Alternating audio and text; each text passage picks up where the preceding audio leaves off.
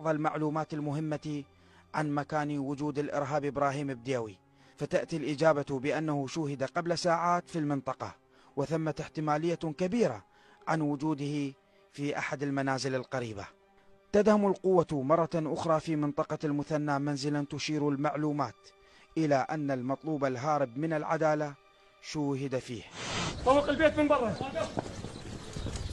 اسرع من برا ما اقصد من برا. ويستمر البحث. في الجهة الأخرى القوة التي نحن برفقتها تدهم المنزل الواقع في منطقة الإفراز.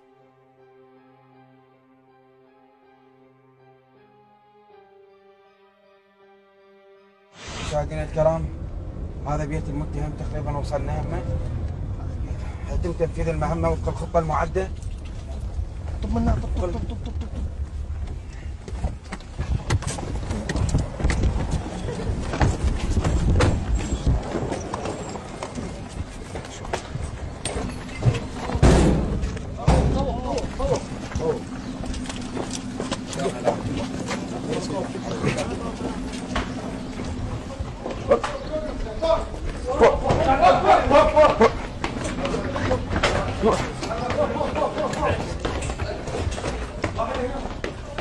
تم.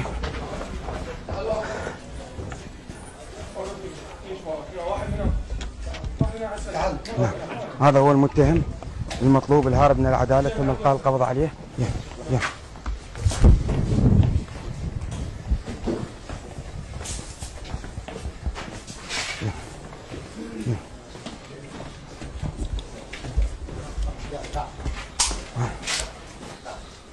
سيتم التحقيق الميداني مع المتهم لغرض الحصول على بعض المعلومات المهمة. أخيرا إبراهيم بديوي محمد البدري في قبضة القانون.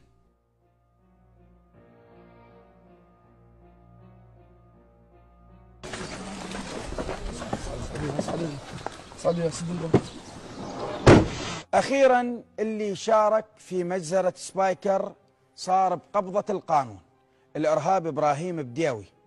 بعد تدوين أقوال قضائيا تم إجراء لقاء مع الإرهابي حتى يخلينا بتفاصيل جريمة العصر، مذبحة سبايكر.